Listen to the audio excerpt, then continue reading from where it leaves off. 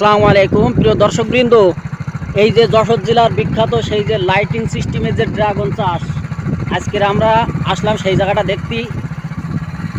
আরে আল্লাহ, সত্যি সীমাহীন, এই কি সুন্দর দেখাচ্ছে।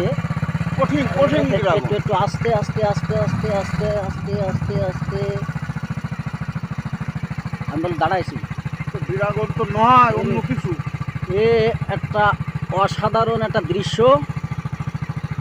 সত্যি দেখার মতো, মনোমুগ্ধকর, খুবই মনোমুগ্ধকর একটা পরিবেশ। রাত হলেই যেন মনে হয় অসীমপুরে চলে এসেছি। হ্যাঁ, এই যে রাস্তার দুই সাইড দিয়ে অচেনা পরিবেশ। খুবই মানে কি বলবো আর, কৃত্রিম উপায়ে এই লাইটিং সিস্টেমের কারণে নাকি সূর্যের যে একটা কাজ, এই লাইট দিয়ে সেইগুলো নাকি করা হয়।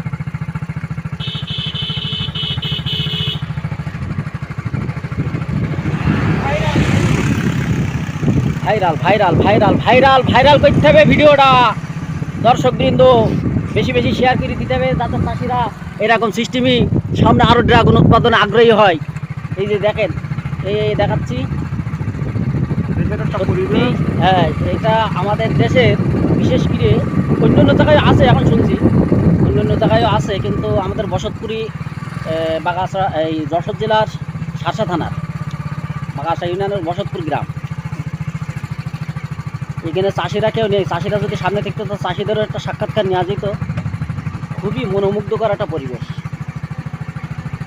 যাক, আজকের এই পর্যন্তই দেখালাম কৃত্রিম উপায়ে ড্রাগন চাষের পদ্ধতি দেখালাম।